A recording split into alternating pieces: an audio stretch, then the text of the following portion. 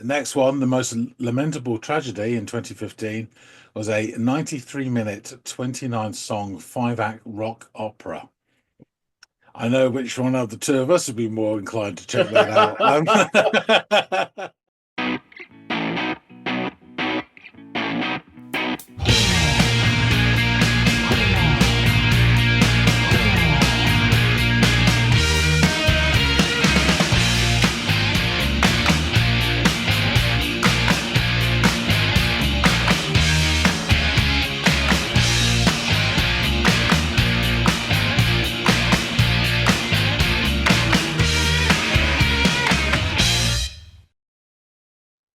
Hey, everybody, and welcome to another episode of the Audiophiles. You know, we're having a sale. My name's John. His name is Andy. The vacuum created by the arrival of freedom and the possibilities it seems to offer. It's got nothing to do with you if one can grasp it. It's got nothing to do with you if one can grasp it. More on that another time. But first, we have a song to listen to. And because it is Friday, yes, it is, not at the time of recording, we are going to check out a tune which has been recommended by one of our wonderful viewers. In this case, the viewer is Blacklink, Firelink, make up your mind, 2304, and they dropped a comment on the Rural Alberta Advantage episode, brother, remember it well, and suggested Titus Andronicus, a more perfect union. I am familiar-ish with the song and the album, so it's Andy's turn to step up and be counted. It is. Yeah, familiar with the name. I've heard the name Titus Andronicus before. Don't think I've ever heard their music, at least that I am actively aware of. So, yeah, therefore, the onus is on me to go off and give this thing a listen. So, let me go off and do that, and I will come back and let you and Blacklink, Firelink know what I've made of it.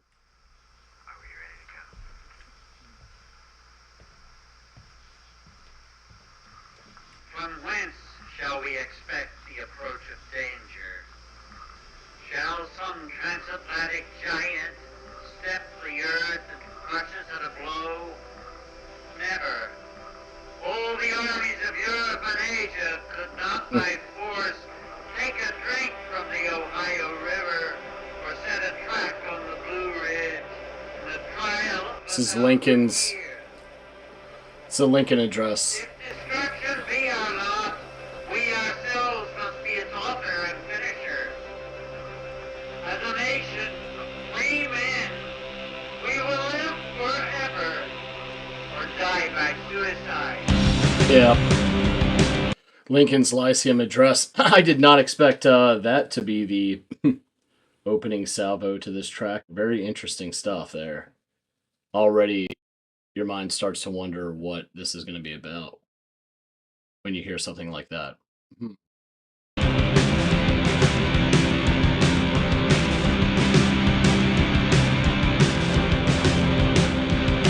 There'll be no more cattle in the cars on the Garden State Parkway. No waiting for the Flungwall bus to carry me to who knows where. And when I stand tonight near the lights of the Fenway, when I'd yell like hell for the glory of the Newark Bears. 'Cause where I'm going to now, no one can ever hurt me. Where the well of human hatred is shallow and dry. Oh, I never wanted to change the world, but I'm looking for a New Jersey. 'Cause tramps like us, baby, we were born to die. Start with Lincoln, and we end the verse with a reference to Bruce Springsteen. Baby, we were born to die. Obviously, very close to Baby, we were born to run. That's the boss. Yeah, this is this is interesting. I want to wherever that was about to go. I just caught, I don't know, maybe a second and a half of guitar, but that was really interesting. I want to hear that again. Let's take this back a little bit. More cow in the cars on the Garden State Parkway. No waiting for the front wall bus to carry me to who knows where. And when I stand tonight near the lights of the Fenway, That's awesome. when I'd yell like hell for the glory of the Newark Bears. It's Jersey. 'Cause where I'm going to now, no one can ever hurt me. When the well of human hatred is shallow and dry. Oh, I never wanted to change the world, but I'm looking for a New Jersey. 'Cause trans like us, baby, we were born to die.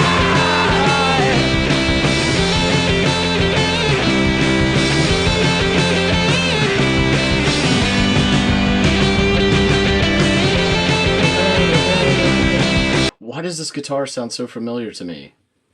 It really does. I don't know if it's like a vague recollection of having heard this portion of the song before, or if it sounds strikingly similar to something that is not coming to my mind, much to my aggravation. But I definitely like the way this sounds. I'm going to take that back a little bit. World, but I'm looking for a New Jersey. 'Cause trans like us, baby, we were born to die.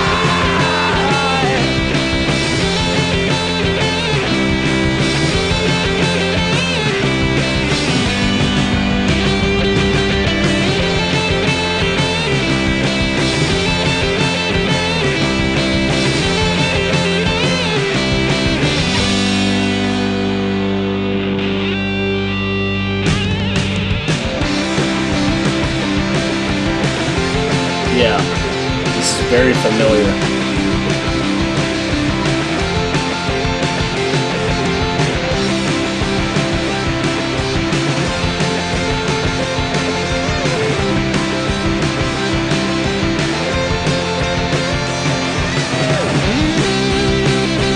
This guitar is great.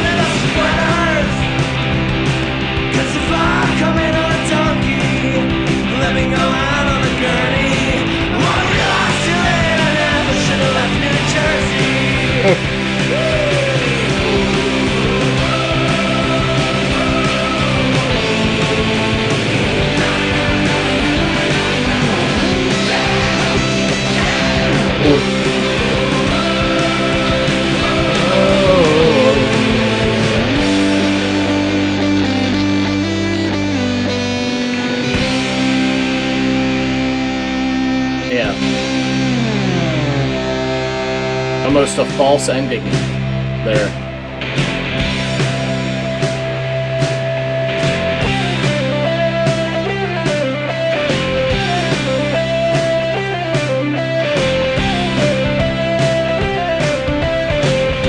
Oh, it's like a triumphant feeling.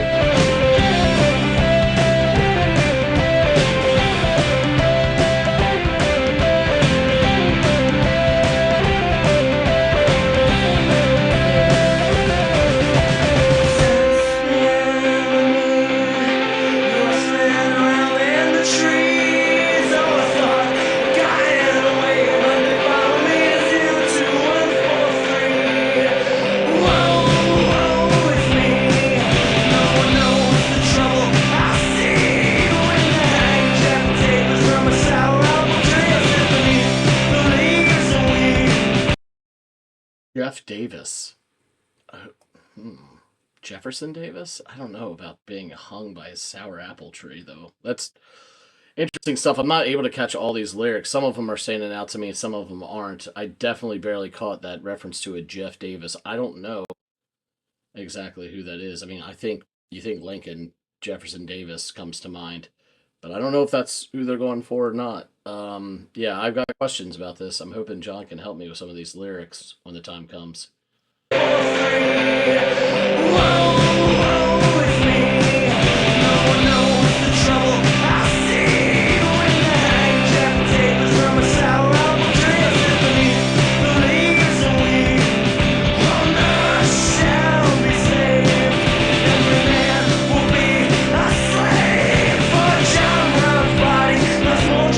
John Brown, the man.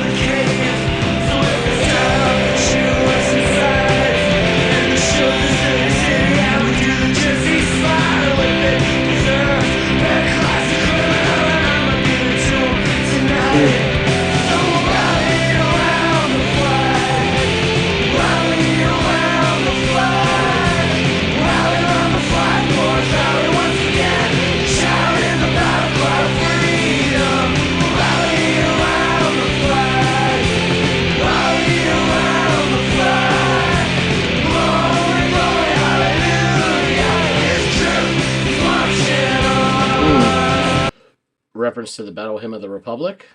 Interesting stuff there.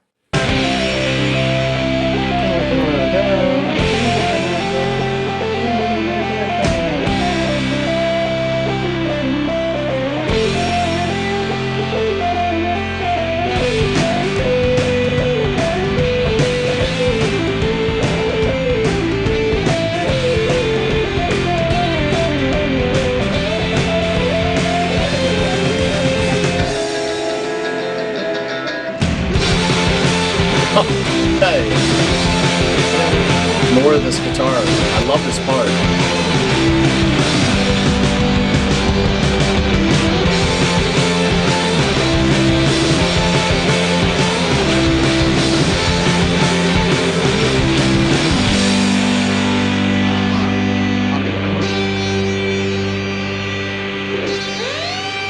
I will be as harsh as truth, as uncompromising as justice.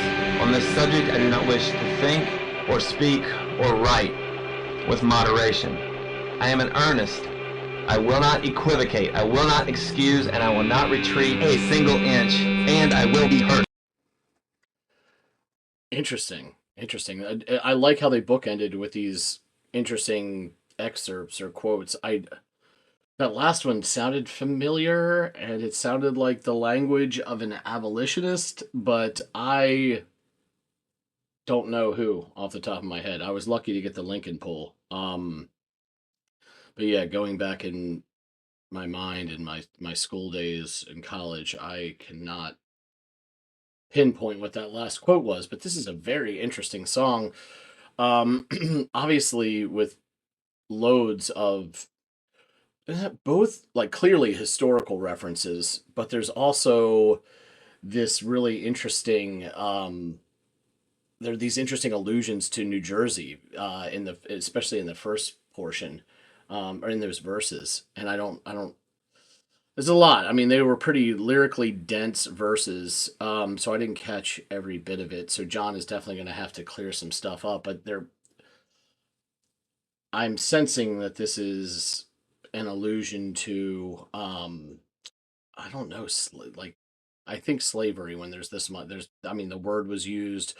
We're obviously talking about Lincoln and the what I believe is the quote of an abolitionist there at the end. So interesting, evocative stuff. I'd love to be able to kind of piece it all together to get a clearer picture of what the meaning was. The guitars in this song were fucking awesome.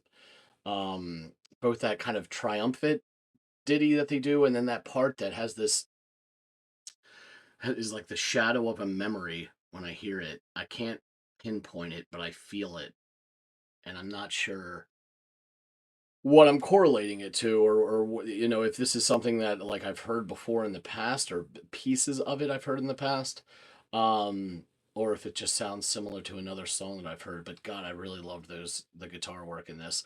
The rhythm section did a fabulous job too. Shout out to the drums on this; they were really good as well. But yeah, the only minor thing that I have is that some of the segues were not seamless. I think back to that part where it was almost like a false finish. Um, but I'm not going to fault them at any rate. This song was too good to fault for a little hang up like that. Plus, this is seemingly a wildly ambitious song. I mean, not only in its length, but in its, from what I can pull and, infer the subject matter that they're discussing here. So I'm not going to sit here and split minor hairs about one or two segues that in my mind could have been more fluid. And I've only given this one listen. If I go back and listen to it a couple more times, maybe those things won't even stand out to me.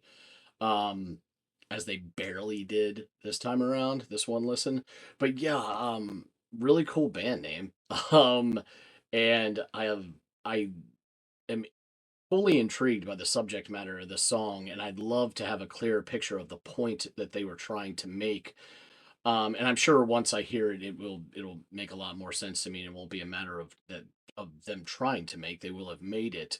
But I mean, a song of 7+ minutes with again as lyrically dense as it is, and as many moving parts as it has. It warrants a couple listens before I would imagine you can fully wrap your head around um, every piece of music within it and every bit of lyrical content. So let's get back to John and see what he has to say about this. I am just as intrigued to learn about the band as I am this song specifically. I know that I liked it. I want to know more about the qualities of it that would make me like it more. And I'm sure that they're there. I'm sure that they are. So yeah, let's get back to John and find out some more. Kneel before Zod. He's back. So, you've listened to A More Perfect Union, Titus Andronicus. Please let Black Link, Fire Link 2304, myself, and everybody else watching. What do you think? Yeah, this is really interesting. I feel like with the name of I got more caught up in the name of the band, which I just think is an awesome name for whatever reason, Titus Andronicus. But I should have focused a little bit more on the name of the song because as it kind of like unfolded before me, it was like, oh, duh. I mean, with a name like A More Perfect Union, some of these references and quotes and so forth, excerpts would make perfect sense, but I didn't even really do the math as I was hitting play. So as I hit play, much to my surprise, the song opens with Abraham Lincoln's Lysicum address, which is like, what? Why? I wasn't expecting this. I mean, I didn't have it in my bingo cards, so I'm going to be completely transparent. And as like the speech progresses in all its oratorical splendor, you can feel the tension rising via the feedback swelling in the background of like this very rock and roll sound kind of bursting from the earth.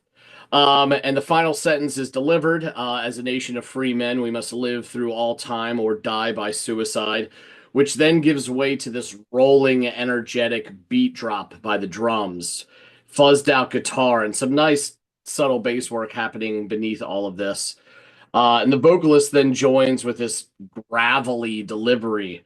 And he's rumbling through his words, all of which are very, for the most part, New Jersey centric, which I think is interesting.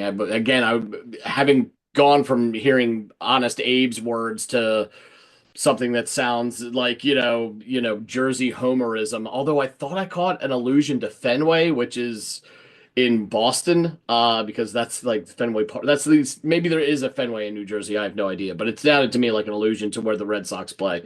But there's this cheeky little reference to the boss, which of course, when you're talking about Jersey this much, you can't really avoid him. Because tramps like us, You baby, can if you really try. if you abide by John's rule of thumb, avoid the boss at all costs. So yes. Because tramps like us, baby, we were born to die, which is strikingly similar to Springsteen's line from Born to Run. Because tramps like us, baby, we were born to run. I know John has that tattooed, I think, on his lower back. The guitar then lets loose with some sonically wonderful noodling about.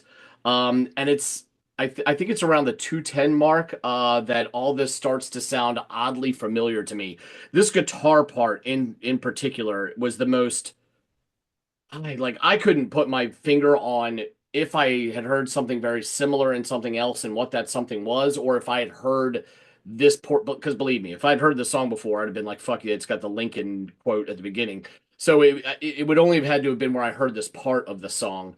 But my God, that sounded so familiar to me in the weirdest, couldn't put my finger on it kind of way. Um, about 40 seconds after we get some more of that infectious guitar work, things shift a bit, and the guitar begins strumming chords, creating a bit more space, though the drums maintain that energetic beat. And all of this makes sense, though, as the song is kind of giving way to the next verse. I will say, minor gripe, some of the segues in this song were not as seamless as maybe one would hope, but as I'll mention, like wildly ambitious song. So like I don't want to split hairs too much on that. Um, Toward the end of the verse, we get some fun sing-along style vocalizing with the woo oh ohs, and I think even a little bit lower, at least to my ear, it sounded like we got some la da das, I think. So two very important vowel sounds. Followed by some really nice guitar work. That has this sort of end of the song, like the whole thing sort of it sort of like sounds like the end of the song is happening, but I know the timestamp, so I know that this is not the case. So after a bit of that like pregnant resonance that belies the ending of the song, the drum beat drops steady on the snare, nice and snappy, as the guitar kicks off with this sort of triumphant sounding guitar motif. It's sort of like a celebration, like almost like a post-war celebration riff or something like that. It was very interesting to these ears, and I liked it. It was my second favorite guitar portion of the song. The first being the one that had this like, the ghost of a memory essence to it that I couldn't put my finger on.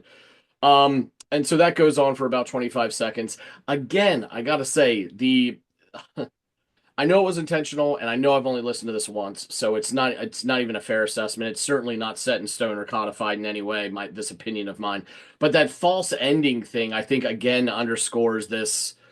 Well, what do we do when we want to connect two pieces of a song and we can't think of something? Let's put this in there, sort of like that false ending thing before they transition back into the song with that lovely triumphant marching lead guitar thing. Um, so yeah, we get another verse. And I'm not catching all of the lyrics as there are several. I mean, each of these, I think there are three verses. They're all really lyrically dense, and he's not delivering them in the clearest of voices. But I'm catching some bits here and there. I at one point I catch a reference to Jeff Davis, which I don't know exactly who he's alluding to. I know about. I mean, we're talking about Lincoln, so it's hard to talk about Lincoln without talking about the Civil War. It's hard to talk about the Civil War without talking about Jefferson Davis. I don't know if he's talking about Jefferson Davis or a different Jeff Davis. Um, but yeah, interesting stuff. We also get an allusion to a historical figure that I think is one of my really interesting guy, Mr. John Brown, who is this radical abolitionist who would go on killing sprees and freeing slaves left, right, and center until he got caught.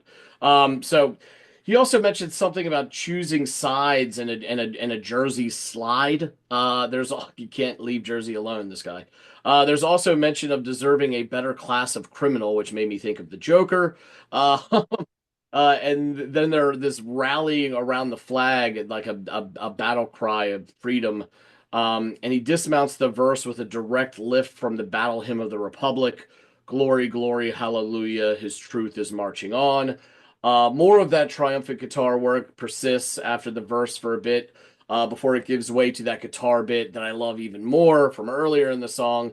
And it's just one of my favorite parts of the track. It is my favorite part of the track, I'm quite certain. Although the Lincoln thing in the beginning is pretty cool. So this carries on to about 6:52 mark, where the song gives way to another excerpt.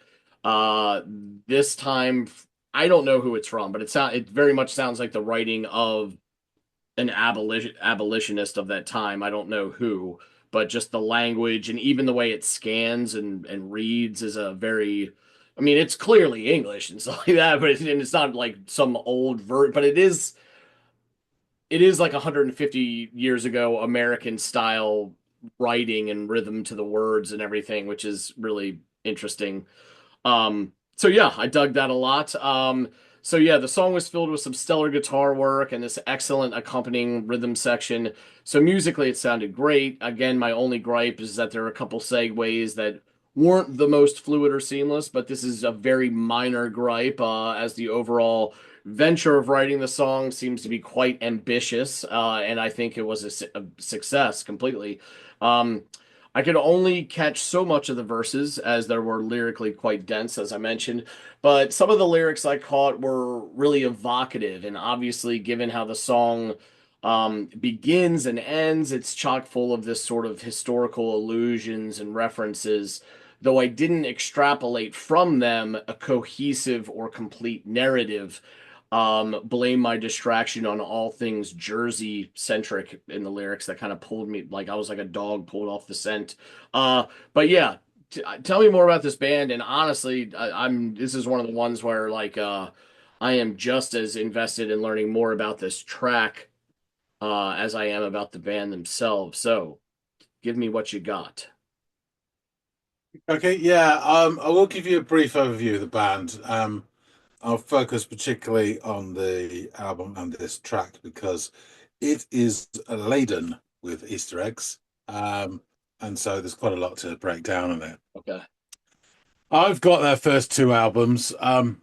They're decent and they're not like go-to albums for me. They're all right, you know. I probably enjoyed them more when I was younger than I do now. But anyway, not that I'm ancient, but you know.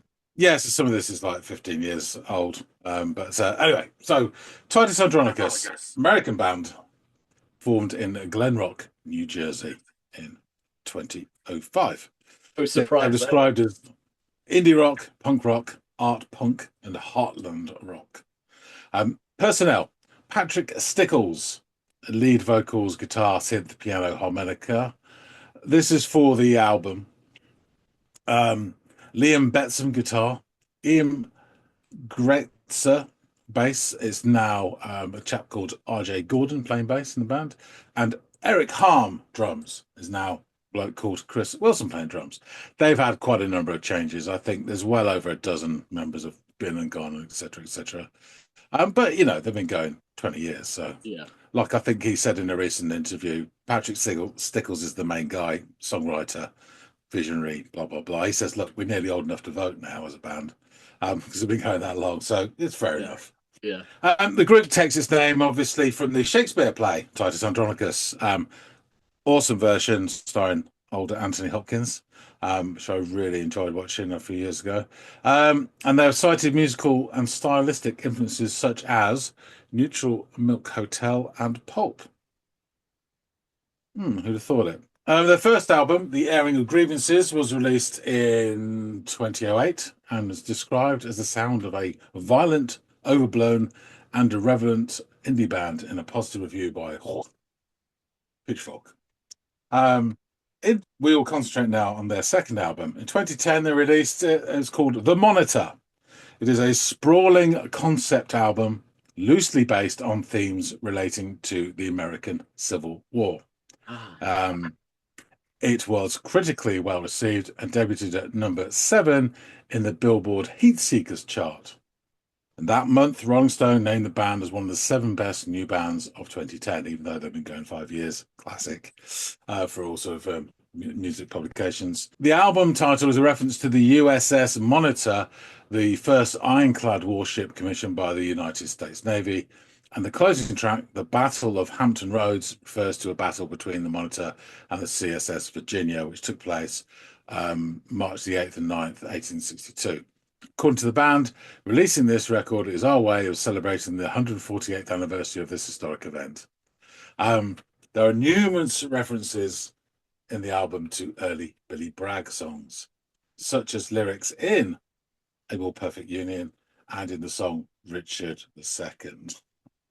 can't believe that. The ones they're referencing are the stuff from his very first album. There's a song called Richard on, which I absolutely adore. But anyway, so the Monitor received a Metacritic score of 82 out of 100, sealing universal acclaim. Pitchfork include the album in their list of top albums of 2010 at number 10, and 30 of the number 30 of 100 best albums of the decade so far by Pitchfork in 2014. And A More Perfect Union, which you listen to, is the opening track. Just to say, the song's title references a speech made by, at the time, Senator Barack Obama in 2008. A More Perfect Union establishes the major overarching theme of the Monitor, which is an extended metaphor comparing American history, in particular the Civil War, to Patrick Stickles' life in the period of 2007 to 2009, following release of their first album, and his movement from New Jersey, Boss, etc.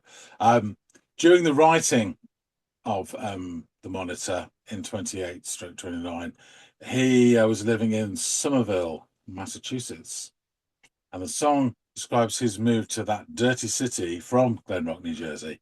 In turn, he feels homesick for New Jersey, and then realizes depression has followed him to Massachusetts, and finally he rallies to take control of the situation. So that's what you hear in a bit of the song. Yeah, and all that checks out. I was just trying to strike a balance between this historical narrative and this what seemed like a very personal one, like you said, like someone who had moved to the New England from the Mid-Atlantic and was lamenting, and missing home.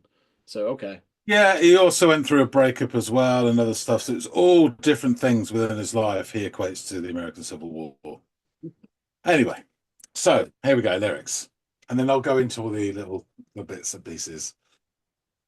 So you may hear he starts saying, "Are we ready to go?" And then we get this. It's Oki Canfield Chenoweth III as Abraham Lincoln, and he says, "From whence shall we expect the approach of danger?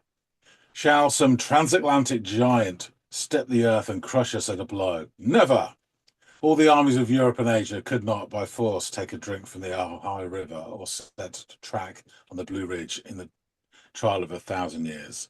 If destruction be our lot, we ourselves must be its author and finisher. As a nation of free men, we will live forever or die by suicide."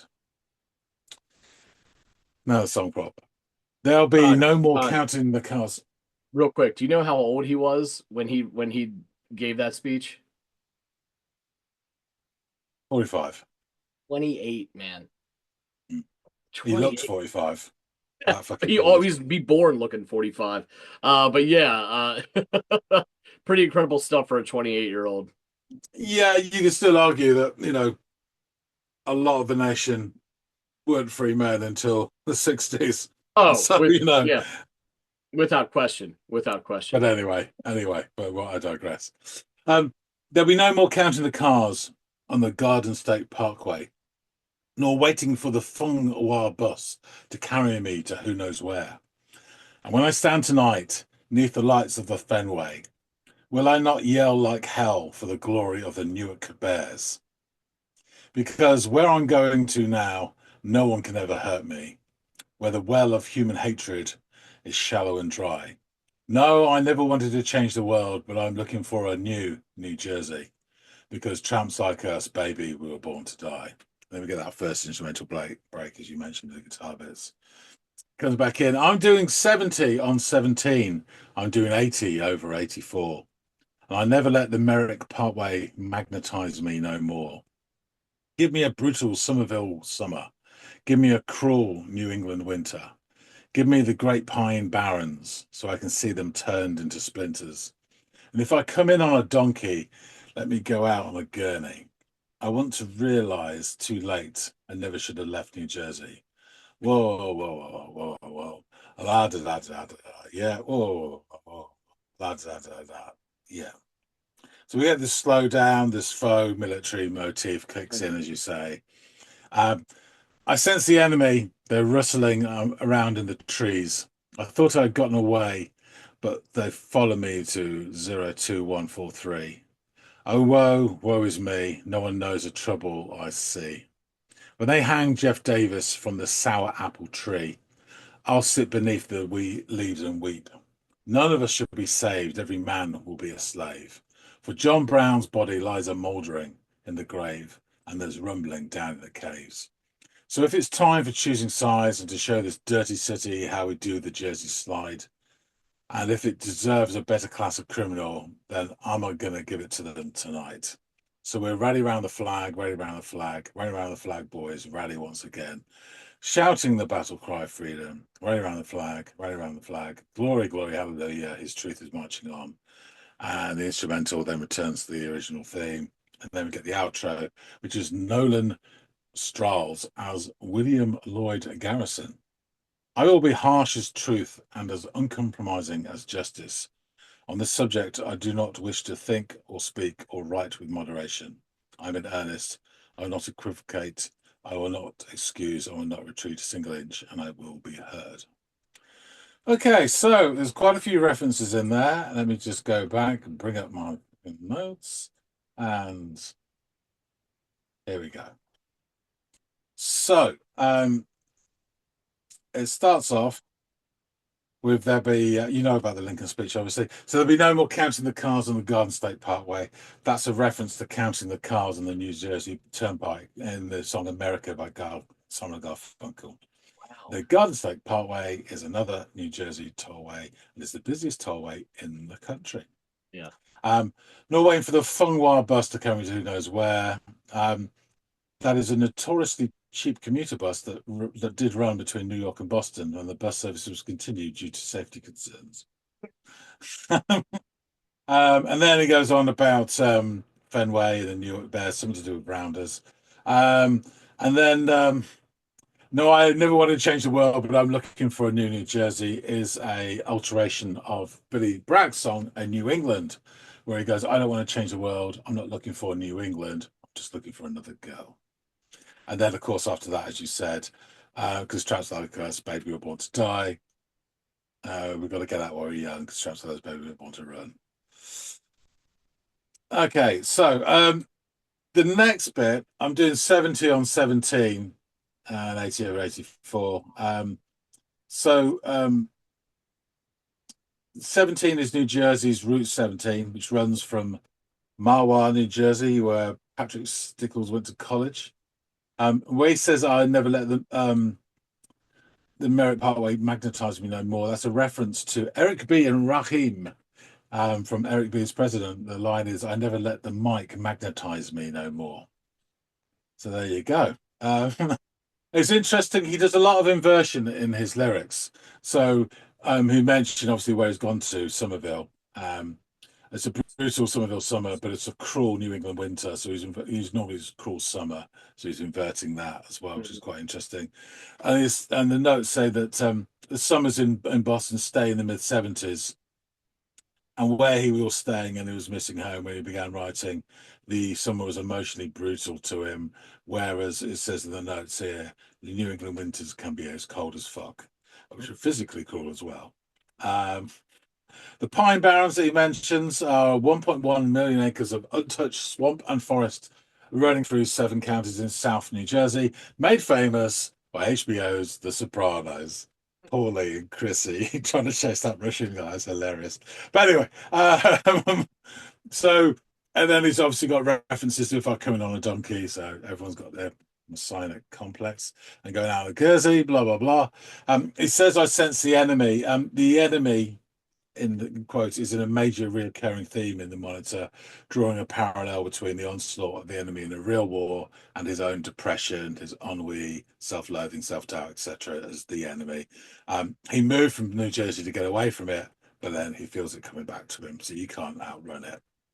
Oh, whoa, whoa, no one knows the trouble I see. That is from No One Knows the Trouble I've Seen by Deepwater Boys, Louis Armstrong, Sam Cooke, and loads of others. No one knows the trouble that I see. No one knows my sorrows. No one knows the trouble I see in Glory, Hallelujah. It's something of a trope in film and television to show a character in the depths of comedic despair, notably in Mel Brooks' Spaceballs. And also apparently in The Lion King, but I can't. Anyway, None of us should be saved. We remain to be a slave for John Brown's body lies a mouldering in the grave, as you said. This references along here. And Jeff Davis in the Sour Apple Tree. So they're both historical figures, as you said, Jefferson Davis and John Brown. There's a folk song called John Brown's Body, which it takes lines from that. It's obviously, as you said, taking lines from the hymn of the Battle Hymn of the Republic. Yeah. So yeah, John Brown was an abolitionist that led an unsuccessful raid on Harper's Ferry, West Virginia, in 1859, that ended in his capture and execution. And a group of Union soldiers wrote the song "John Brown's Body." The song lamented Brown's death and hoped for the death of Jefferson Davis, the president of the Confederacy. However, when the Civil War ended, Davis was given a full pardon. Yeah. Patrick references the numerous original versions of the song with Liza Mouldering in the grave and Sour Apple Tree, etc. Just to mention, when he says time for choosing sides and to show this dirty city how we do the Jersey slide, I think a lot of people have this, but it's their specific name. A Jersey slide is when you move from the outside lane all across 3 lanes to take the exit ramp without signalling. Yeah. They call it the Jersey slide. Twats. Oh, that dickhead. Yeah, exactly. And you're quite right to say, better class of criminal, I'll give it to him tonight, is a reference to The Dark Knight and Heath Ledger's Joker. This town deserves a better class of criminal, and I'm going to give it to them. Tell your men who work for me now, this is my city. The outro, this is from, the speech at the end is from William Lloyd Garrison's abolitionist editorial published in the first issue of the newspaper, The Liberator, in 1831. So even earlier, and the quote shows Garrison's uncompromising belief in what is right and his unshakable willingness to fight for it. Patrick included it here to show the passion that he has for things he has to say. The conviction in these words is, for lack of a subtler word, punk. There's a nice little mini bit from thewaster.com, an interview in 2011, so only a year after this came out. And Stickles says, it's human nature to pit one side against another. Referring to the concept of the monitor, in quotes. There's no such thing in this world as pure positiveness. Something that's pro anything must be anti something. Furthermore, Stickles explains why maybe it is that we humans love fighting. Why there's so much division within so many of our systems and institutions that are supposed to be working together. Whether that be a community as big as the world or our country or as small as 2 people. Stickles admits he was writing the monitor for other Americans and felt the Civil War was a perfect metaphor for how he feels about society. It's exciting stuff, huge battles, brothers killing brothers, larger-than-life figures, the future of democracy hanging in the balance. It's all very thrilling, and I wanted a piece of that action. Yeah, I will say it's interesting from a British point of view, and this is really my point of view, the sort of grip that the American Civil War has on Americans. It's very much studied and celebrated and talked about a lot. Practically nobody in this country gives a shit about the English Civil War. And I also think it's probably a major point is the fact that there's only really been the War of Independence, the Mexican War, I guess, and the American Civil War are the only wars really that have been fought on American soil. Mm-hmm. Whereas we got plenty to choose from. And if you just go into the continent of Europe, you've got hundreds of wars to choose from constantly. So it's not such a, but it's interesting. So and it's interesting looking at not just this album, but all their albums. There's no record of sales or charting positions in any other country apart from USA.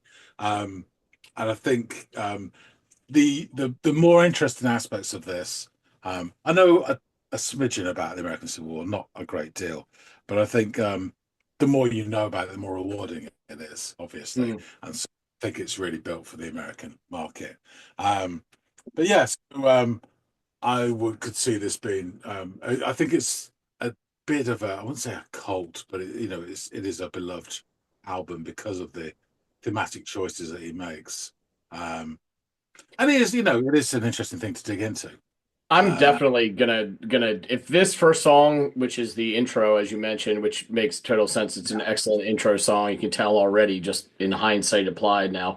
The rest of this album has the same sort of elements and mechanisms that he used in this song in the others, then I'm going to want to go on this kind of like historical, pop cultural, and personal Easter egg hunt that he's kind of laid out in this track, if that's what the rest of the album looks like, because it's really, really interesting stuff. Already, just having talked to you, as I suspected I would, I'm becoming more intrigued and thus more of a fan of the song than I was just on one listen. Although with the book ending, I had me with the excerpts and the quotes, but also the few Easter eggs I was able to pull out of all the different verses, which are very lyrical heavy, was enough to kind of like already get my attention. And now it's just further, it's like solidified that I'm gonna That's want what to I check it thought. out. Yeah. I that's what I thought your reaction would be. Yeah, and the other thing I thought was quite really interesting was the references to really early Billy Bragg songs, which I think is just extraordinary for some kid in New Jersey to really pick up on Yeah. that, because he's not the most well known of British artists. So I think that's really cool. Anyway, continuing the story, Titus Andronicus have released a further 5 studio albums. Um, yeah, slightly different. So, Local Mm. Business, their third, was released in 2012. It's a more stripped back affair. It was recorded live in the studio with almost no overdubs. So they said they almost had like a ready to plug and play album to go live with. The next one, The Most Lamentable Tragedy in 2015, was a 93-minute, 29-song, 5-act rock opera. I know which one of the two of us would be more inclined to check that out. Stickles describes the record as a complicated metaphor about manic depression, melding elements of philosophy, psychology, and science fiction through the plight of one troubled protagonist's inner demons. Have at you. 2018 saw the release of A Productive Cough with a more ballad-oriented approach, and then an obelisk in 2019. Okay.